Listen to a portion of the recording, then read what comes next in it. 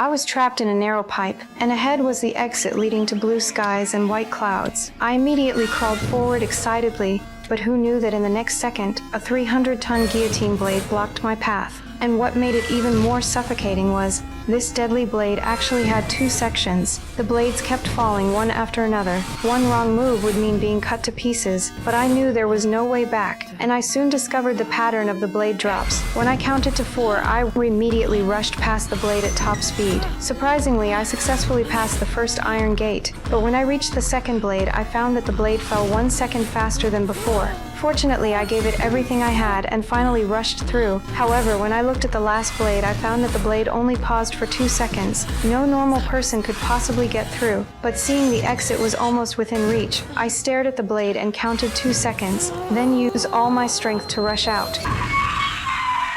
I crawled toward the exit exhausted. Although I lost 1 foot, I finally regained my freedom. When I reached out to touch the opening, I discovered the exit was just a virtual LCD screen. I completely broke down. Could it be that my fate was already determined from the moment I lay on that road? Just 1 day before, I lay alone in the middle of the road, wanting to end it all. But just as the car was about to run over my body, I suddenly gave up. Facing the driver's kind inquiry, I had to lie and say I accidentally fell down. The driver saw I was all alone and offered to give me a ride home. However, I never expected that getting in that car would be the start of a nightmare. When I woke up from unconsciousness, I found myself trapped in a cramped room less than 100 square feet. I immediately called for help through holes in the wall, but got no response at all. I suddenly noticed the glowing bracelet on my wrist. Then the steel door behind me suddenly opened, revealing from seemingly endless passage. I curiously crawled inside. Who knew the steel door would suddenly close automatically? I had no choice but to keep crawling forward along the pipe. However, before long, I saw a scene I would never forget. A charred corpse was blocking my path. I could only endure the pungent smell and drag the body away, but then I suddenly noticed a disturbing countdown had appeared on my bracelet. I quickly crawled forward but was blocked by a barrier. I used all my strength but couldn't open it at all. Then the bracelet suddenly turned blue with less than 1 minute remaining. Then countless red tubes extended from the pipe,